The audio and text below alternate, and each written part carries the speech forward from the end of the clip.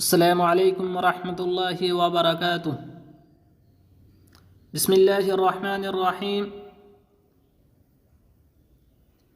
رمضان المبارک کی خصوصیت میں سے ایک خصوصیت یہ بھی ہے کہ اس مہینے میں عمرہ حج کے برابر ہے، جیسا کہ حضرت عبداللہ بن عباس سے روایت ہے کہ رسول اللہ صلی اللہ علیہ وسلم نے ایک انصاری خاتون کو فرمایا، فَإِذَا جَاءَ رَمَضَانُ، جب رمضان کا مہینہ آ جائے، فَاعْتَمِرِي، تم اس رمضان میں عمرہ کر لینا، فَإِنَّ عُمْرَةً فِيهِ تَعْدِلُ حَجَّةً، کیونکہ رمضان المبارک میں عمرہ کرنا حج کے برابر ہے۔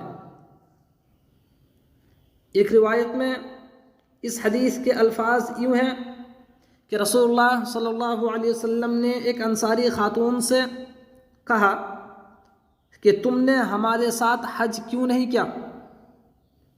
تو اس عورت نے سواری کے نہ ہونے کا عذر پیش کیا۔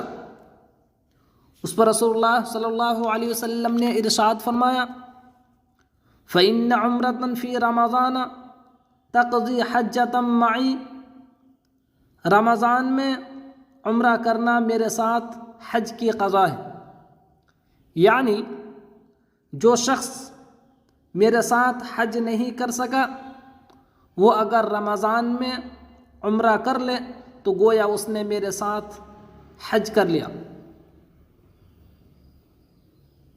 اخیر میں اللہ رب العالمین سے دعا ہے کہ اللہ تو ہم تمام کو رمضان میں زیادہ سے زیادہ نیک اعمال کی توفیق دے، آمین۔ السلام علیکم ورحمۃ اللہ وبرکاتہ۔